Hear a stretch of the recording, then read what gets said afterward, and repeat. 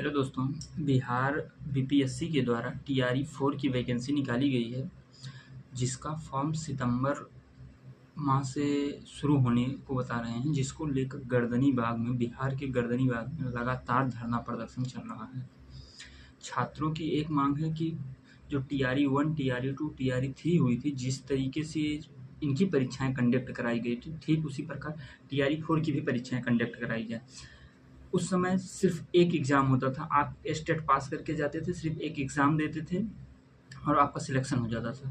लेकिन टीआरई 4 में कुछ संशोधन किए गए हैं, जिसमें प्री मेंस के साथ साथ में निगेटिव मार्किंग भी शुरू कर दी गई है, तो जिसके विरोध में छात्र लगातार धरना प्रदर्शन कर रहे हैं। लेकिन बिहार की सरकार, वहाँ के शिक्षा मंत्री, वहाँ के शिक्षा मंत्रालय के अधिकारी इस पर कोई ध्यान नहीं दे रहे हैं।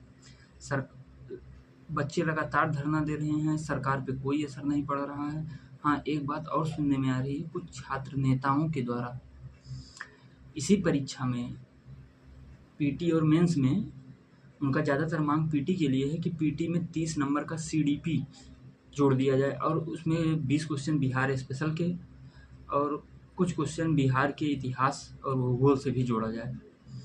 दोस्त, इसका फ़ायदा हमको नहीं होगा, किसी भी बच्चे को नहीं होगा। क्यों?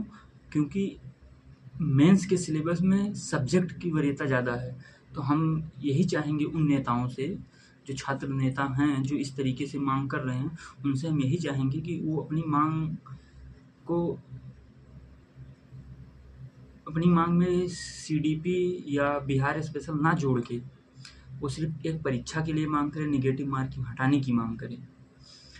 अगर आप सीडीपी की मांग कर रहे हैं तो इससे नुकसान ये होगा कि आगे चल के जब मेंस हम देंगे तो मेंस में सीडीपी ख़त्म हो जाएगी, तो उससे बच्चों को कोई फ़ायदा नहीं होगा। इसीलिए सब्जेक्ट का वरीयता अगर ज़्यादा है तो बच्चे अभी से ही जो अपने सब्जेक्ट पढ़ेंगे वही उनका मेंस में भी फ़ायदा देगा। इसीलिए इन छात्र नेताओं से हमारी एक गुजारिश है कि आप सिलेबस ना चेंज कराइए। सिलेबस में जो पीटी और मेंस है उसको चेंज कराने की बात करते हैं, ना कि हम उसके सिलेबस को चेंज कराएं या उसमें सीडीपी जोड़ दें या बिहार स्पेशल जोड़ दें। इससे कोई फ़ायदा नहीं होगा दोस्त। अगर हम सभी बच्चों को फ़ायदा दिलाना चाह रहे हैं तो हमको पीटी और मेंस के साथ साथ में निगेटिव मार्किंग हटाने पर जोर देना होगा। धन्यवाद।